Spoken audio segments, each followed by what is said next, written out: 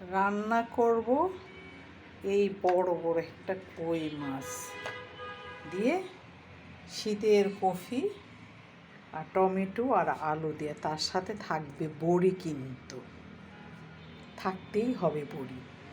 তার ভিতরে গরম গরম বেগুন ভাজা আর গরম গরম ভাত। তার জন্য আবার তার সাথে ডিম হবে রাতের জন্য।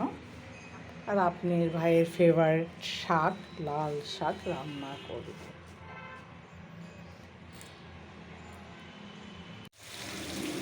এখানে রান্না করতে চলে আসলাম। প্রথমেই দেখায় ফেললাম শাক।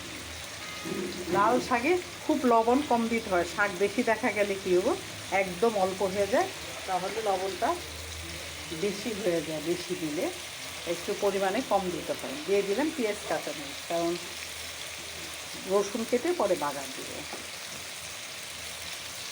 আর এখানে হচ্ছে কই মাছ ভাজা, ভাইজা রান্না করব।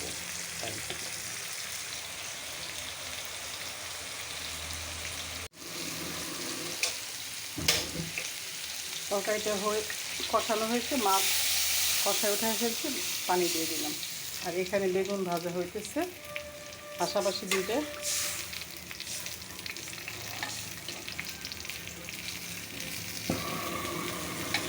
গ্যাসই ডিস্টার্ব দিতেছে সাংঘাতিকভাবে।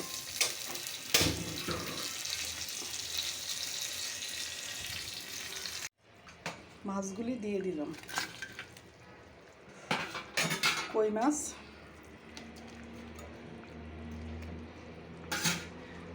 তার উপর দিয়ে দেবো এখন বড়ি।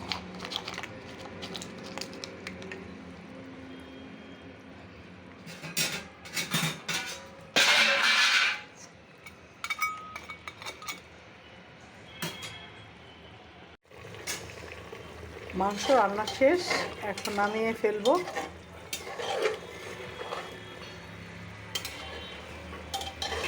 গরুর মাংস একটু ঝোল ঝোল থাকলে ভালো লাগে খাইতে, আলু দিয়ে। নতুন আলু ও গরুর মাংস আলাদা মজা।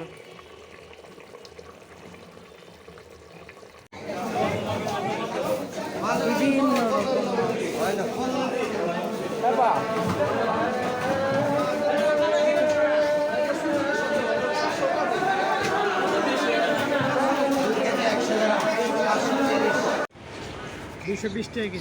ও, চানাচুরো সব এগুলো একই দাম?